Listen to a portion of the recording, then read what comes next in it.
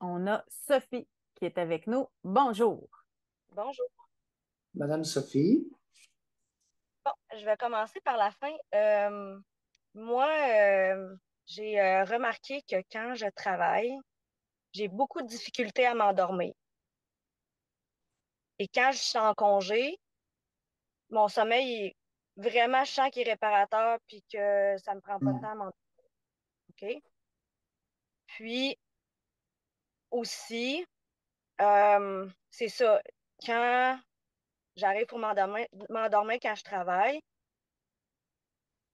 j'ai comme subitement des démangeaisons aussi. Puis je me disais, je sais pas, j'ai eu comme un clic cette semaine que c'était relié avec mon père. Parce que, dans le fond, moi, à 14 ans, j'ai lâché l'école parce que j'allais pas à l'école. Puis, ma mère m'a sorti de l'école en me disant, c'est pas vrai que si tu vas pas à l'école, ben, tu vas travailler. Fait que, je suis allée travailler à l'usine de mon père, avec mon père. OK? Puis, j'en ai déduit que c'était ça, mais c'est pour ça le but de mon appel ce matin, parce que j'étais un petit peu comme, ben, je sais que c'est sûrement par rapport à ça, mais bon, je vais droit au but, là. Aussi, quand je travaille, j'ai l'impression que j'ai peur de me faire chicaner comme un enfant. J'ai peur qu'on me saque dehors. Euh, mais dans le fond de moi-même, je sais que je fais l'affaire, que je suis employée, puis que je fais bien mon travail, mais quand on me le dit, j'ai c'est comme si je doute des personnes qui me le disent que je fais un bon travail aussi. Fait que tout ça revient en boucle le soir. Fait que je sais pas jusque où mon père a la part des choses et ma mère très a la peu, je vous préviens, très peu. part. Enlevez-vous ça dans la tête. La peur d'être chicané, d'être expulsé, d'être abandonné, Ouais, les doutes. Qui est-ce qui met le doute dans votre tête? Votre père ou votre mère? ma mère, Bon. totalement. Ouais. Hé, hé, José, totalement, sans l'ombre d'un doute. Pourquoi vous essayez de nous vendre la salade que c'est votre père? Vous Ben vouliez m'entraîner sur la voie du sexe? oui, José, il faut se méfier de nos auditeurs. Nos participants, il y a des rusés. Il y en a qui véhiculent, mais où ils voient du sexe partout. Fait qu'on a juste à y présenter une problématique, à dire le mot père, puis là, il part. Oups, pas si vite que ça, hein? Peur de chicaner, expulser, abandonner, rejeter, vous, vous maintenir dans le doute, raconter. ben je voulais revenir sur certaines collègues, en fait, quand j'ai fait mon entrée à mon emploi, parce que j'ai changé d'emploi. J'ai un nouvel emploi. Je ne travaille plus dans le nord du Québec, je suis revenue au centre du Québec. Puis, on me disait que j'étais bonne, que je faisais vraiment bien ça, que ça se voyait que j'avais de l'expérience et tout ça. Mais c'est comme si je le croyais pas. Je le crois pas. J'ai de la misère à croire. Madame Sophie, la peur d'être chicané, d'être rejeté, qu'on doute de vous, Mhm. ça vous fait penser à quoi? Ben, ça me fait penser que j'ai peur de ma mère. J'ai vraiment peur d'elle. C'est parce que je l'ai tellement embellie que même si ça fait 3 ans que je vous appelle, là, j'ai de la misère à mettre le doigt dessus parce que elle-même, elle s'est embellie face à moi. Parce que c'est moi, dans le fond, la méchante. C'est moi qui a pas d'allure, qui a pas de bon sens, elle arrêtait pas de me dire, tu ressembles à ta tante. Ma tante, moi, dans les années 60, 70, elle travaillait dans un bar, puis elle tripait ses gars de band, puis tu sais, elle était sexuelle, tout le monde disait qu'elle était sexuelle, tout ça, puis elle me dit toujours que, elle me disait toujours que je ressemblais à ma tante. Ah, toi, t'aimes ça, les hommes, hein? T'es aimes les hommes. C'est comme si c'était pas bien d'avoir des désirs sur des hommes, puis elle m'a toujours rabaissée, elle m'a toujours montée, mais en même temps rabaissée. J'ai pas d'exemple là, concret là, mais ça va sûrement me remonter. Mais j'ai vraiment de la misère à faire confiance aux femmes. Tu sais, plus que ça va, plus que je vous écoute puis qu'on échange ensemble, j'ai vraiment, vraiment de la difficulté. Puis je pense que ça se ressent.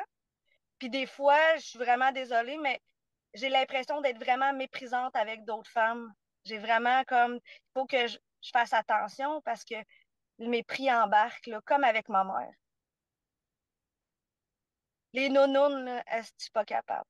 Cette semaine, là, on parlait de vous, là, puis ouais, mais notre Manu, lui, ben, lui, il aime pas les femmes. Là, j'étais comme, OK, mais est-ce que tu as déjà écouté une émission? Non. Ah, OK. Elles ont raison. Je n'aime pas les femmes. Je peux aimer certaines femmes. Je n'aime pas les femmes en bloc. Tout à fait d'accord avec votre interlocutrice. De la même façon que je n'aime pas les hommes. Je peux bien m'adonner avec quelques hommes, mais j'aime pas plus les hommes que les femmes. Non, non, non, non, non. Eh boy, aimer les femmes en groupe. Et non, non, non, non, merci. Pas plus les hommes. Oh, une méchante bande de crétins du côté des hommes. N'est-ce pas, Madame Sophie? Ben, il y a une couple, là. On a compris. Mais c'est ça, ben, c'est drôle que vous parliez de ça parce que moi, ma mère, elle m'a toujours, tu sais, c'est comme un peu la représentante de la Vierge Marie, là, tu sais, ma mère, tu sais, il faudrait que j'aime tout le monde, puis que je sois pas en colère. Puis ça l'a vraiment pesé beaucoup dans mon enfance, mon adolescence. Tu sais, moi, Oui. je m'ai beaucoup rebellée contre elle, là, parce que c'était pas beau, une petite fille en colère. Puis les dernières fois que je l'ai vue, il y a 2 ans, c'est ça qu'elle me disait. Elle me disait, ah, c'est pas beau une femme en colère. OK. Mais toi, tu as le droit de l'être, mais moi, j'ai pas le droit. Tu sais, toi, tu as le droit de, tu sais, de dire ton point puis d'être en colère, mais moi, j'ai pas le droit. Fait que la relation avec ma mère, qu'est-ce que je me rends compte, tu sais, c'était vraiment très fusionnel, mais c'est elle qui raidait, là. Tu sais, moi, j'étais un tapis. Puis elle a tellement, tellement hypocrite, elle a tellement inventé de choses par rapport à mon père, elle l'a tellement façonné. Tu sais, elle a mis l'histoire vraiment belle, puis elle l'est pas. Elle l'est pas belle. Comme si on était une famille parfaite Walt Disney. Mais c'est pas ça qui s'est passé pantoute. Fait que là, moi, le soir, j'ai de la misère à dormir. Je suis jamais assez compétente. Je suis jamais assez belle. Je suis jamais assez rien. Jamais. Fait que là, je suis rendue à 41 ans, comme vous me dites, là, faut que je déniaise. Il faut que je m'enlève les doigts dans le nez, là. Maintenant, elle a eu un complice qui lui a beaucoup facilité la relation tordue qu'elle a entretenue avec vous.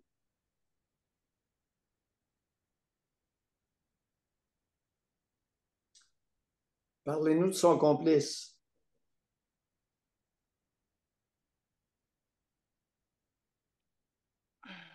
Ben, je vous en ai déjà parlé, là. C'est lui qui me regardait les petits yeux par en bas, là, par en dessous. Puis je pense qu'elle savait très bien. Puis quand j'ai commencé à chirer, là, comme elle dit si bien, là, à l'adolescence, j'ai chiré à cause que, moi, elle me disait sûrement c'est à cause que, vu que ton père était malade, t'as chiré. Mais c'était pas du tout ça, c'était elle. Bref, je reviens sur mon père. Euh, c'est elle, elle était jamais là pour l'école, pour les sports. Mais quand j'ai débarqué de l'école, elle s'est clairement pointée pour aller me retirer. C'est elle qui m'a retiré de l'école, puis elle a dit, tu vas aller travailler avec ton père. Fait que là, j'étais fusionnelle avec mon père. Puis là, j'allais toujours travailler avec lui. Puis comme ça, il pouvait m'observer. C'est-à-dire, vous observez. Ben, il l'a fait en masse. Tu sais, la dernière fois qu'on s'est parlé, c'est à peu près un mois et demi. J'ai eu le temps de réfléchir par rapport à. Vous m'avez vraiment shaké, mais moi, j'ai aimé ça que vous me brassez de même parce que j'en ai besoin. Puis, je m'ai rendu compte que tout a déboulé par rapport à quand j'ai glissé sur le bord du bain. Mon père, il m'a pas lâché. Il m'a pas lâché, puis c'est vrai, je pense que il n'en avait que pour ma vulve. Parce qu'il était comme un peu crackpot, là, tu sais, de m'avoir sacré dehors de chez nous parce que je voulais aller dormir chez mon petit chum à 15 ans. Puis elle s'en est pas mêlée, hein, ça lui faisait bien plaisir. Elle est retournée se coucher, j'étais comme, j'ai besoin, je le sentais profondément que j'avais besoin d'elle, hostie, pas de lui. Ça vient me chercher, là. Chris, c'est pas de lui, hostie. Ouais. La mère absente permet au géniteur de se faufiler entre les jambes de sa fille.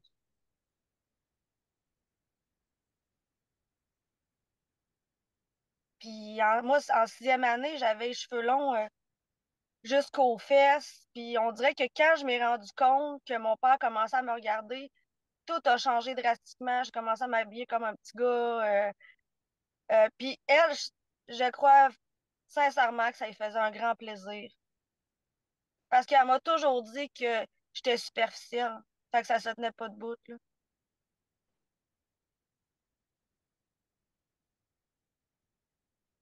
Elle m'a toujours dénigrée, elle m'a toujours piqué. En même temps, elle me disait que j'étais belle, mais après, elle me disait, ouais, mais là, tes cheveux sont brisés, tu sais, sont cassés. Tu sais, ça se tenait jamais, là. Fait que comment je peux avoir un. Comment je peux penser par moi-même? Parce que elle m'a tout le temps dit, je dis, ça se tient pas, tu sais. Ça se tient pas, qu'est-ce que tu dis? Puis là, elle me disait toujours, ah ouais, mais c'est dans ta tête. Non, non, je t'aime, tu sais. Je t'aime. Puis là, je me disais, ben voyons, Caroline, ça. OK, tu sais, ça doit être moi qui est folle. J'en profite pour faire une parenthèse. L'histoire des maudits je t'aime, là, ça n'a aucune importance. Ce qui est important, ce sont les gestes posés, l'attitude déployée, les gestes concrets, l'attitude au quotidien. Pourriez-vous laisser faire les sacrements de je t'aime, s'il vous plaît? Ce ne sont que des mots souvent illusoires. L'enfant n'a pas besoin de se le faire dire. Il a besoin de le sentir qu'il est aimé, qu'il est important.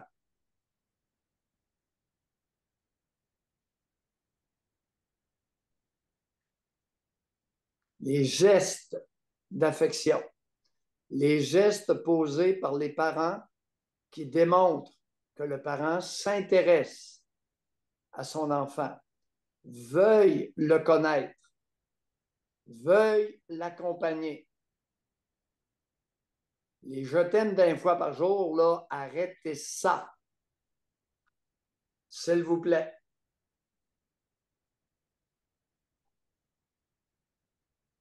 Continuez. Ça me fait penser que moi, quand j'étais jeune, euh, je m'endormais vraiment tôt, tu sais, puis il paraîtrait que puis ça a été confirmé par ma mère, mais ça a été confirmé aussi par ma cousine parce que je suis très proche de ma cousine, puis elle a été souvent là dans mon enfance. Puis moi, j'allais me coucher toute seule, tu sais, un samedi soir, là, qu'on est supposé de veiller tard, là, moi, je disais toujours à 8 heures, oh, je suis fatiguée. J'allais me coucher toute seule. Puis ma mère, en fait, tu sais, quand j'avais besoin d'être bordée, tout ça, souvent, je pleurais, puis elle me disait toujours, qu'est-ce que t'as, là? Je pense que ça vient aussi de là, du fait que j'ai de la misère à m'endormir, que je me sens pas réconfortée, que je manque, c'est ça, j'ai un abandon comme qui me se produit avant mon sommeil. Ah, c'est là, hein, c'est ça. Puis, plus tard, quand j'ai vieilli, je suis devenue une jeune femme. Elle me disait toujours que je dormais trop. Là, ça se tenait, tu sais, c'est comme je dors trop, mais je travaille. C'est vrai que je faisais un peu pas mal de party. Je buvais de l'alcool, je consommais de la drogue, tout ça. C'était un peu mon genre de vie. Mais, tu sais, je dormais, mais j'allais travailler, par exemple. Mais elle était toujours en train de me dénigrer. Fait que ça a suivi son cours. Puis là, je comprends pourquoi j'ai de la misère à dormir. Je reviens, puis je Ça remets comme... n'existe pas. Vous savez, votre génitrice est une cervelle d'oiseau. On ne peut pas taxer quelqu'un de trop dormir. Il n'y a aucun effet nocif à ce que je sache à dormir beaucoup ou à dormir trop. Beaucoup, par contre, d'effets nocifs à ne pas dormir suffisamment. Alors, la cervelle d'oiseau essayait de vous convaincre que vous aviez un problème dans ce qui était simplement votre nature. Vous êtes une dormeuse. Vous avez besoin plus de sommeil probablement que la moyenne des êtres humains de votre groupe d'âge. So what? C'est votre nature. Doc, Comment se fait-il? je Comment dors 8 heures expliquer par que... jour. Pardon? Je dors 8 heures par jour. Mais c'est pas beaucoup. Ben, l'affaire, c'est que c'était pour dire que j'étais une crise de lâche. C'est pour ça qu'elle disait ça. Ah! OK, il y avait un message. Ouais, il y avait un message. Oh! Parce que je m'amusais. Puis comme je vous ai déjà dit, ben à cette époque-là, je fréquentais un homme, puis c'était très excitant. Puis elle s'en avait rendu compte. Est-ce que c'était votre latino? Non, non, Ok. c'était le Kurde, le dermatologue. Mm, ouais. Puis il était très viril comme homme, puis il me faisait beaucoup jouir, fait que c'est ça l'a dérangé. Votre mère savait, Ouais, pressentait que vos longues heures de sommeil étaient consécutifs à de la satisfaction profonde sur le plan sexuel. effectivement. Une femme qui a beaucoup joui a plus de chances de rajouter un peu de temps de sommeil, n'est-ce pas, Madame Sophie? Oui, puis tu sais, en plus, j'étais jeune, j'avais 18 ans, là. Pardon? J'étais jeune, j'avais 18 ans. Tu sais, je veux dire, je Oui. jouissais déjà pleinement à 18 ans, fait que... Puis il était beau bonhomme, là, on va se le dire. Il sentait bon, tout ça. Fait que je pense que ça faisait royalement chier. Parce que la première fois qu'il était venu me reporter, elle a dit Wark, c'est elle qui avait dit Wark, tu sens les migrants. Comment? La première fois qu'on s'avait vu, Oui? moi et lui, quand j'étais revenue chez ma mère, parce que je restais chez ma mère, j'étais revenue le matin, puis elle m'avait dit Wark, tu sens les migrants.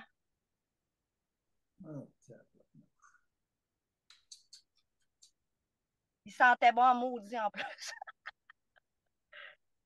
C'est incroyable. Ah non, quelle cervelle d'oiseau.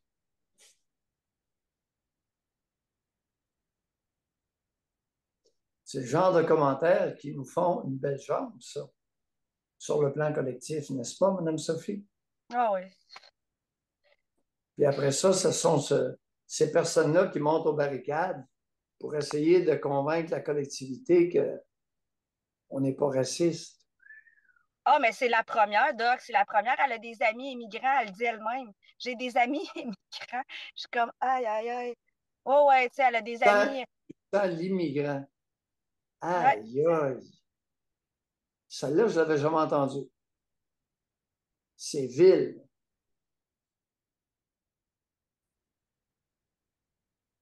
ça fait pas si longtemps, là. Puis après, c'est devenu son fils adoptif. Tu sais, ça a changé. Tu sais, tu sens les migrants, mais c'était vraiment pour me rabaisser moi, tu sais. Lui, quand elle l'a vu, parce qu'elle l'a pas vu la première fois qu'il est venu me porter. Elle l'a pas vu. Il est juste venu me porter, puis fait que quand elle l'a vu la première fois, là, C'est devenu son fils adoptif.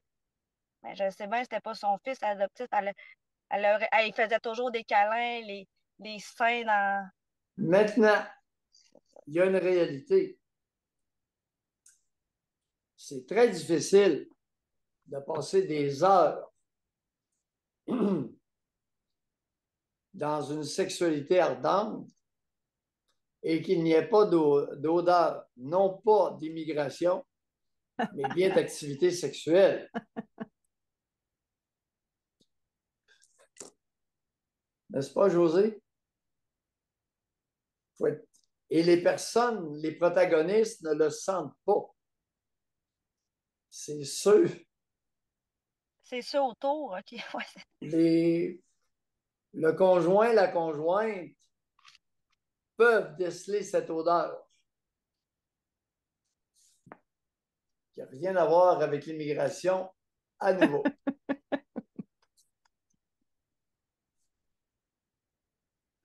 Madame Sophie? Oui. Un de ces quatre. Bye. Bonne journée, bye bye. Bye.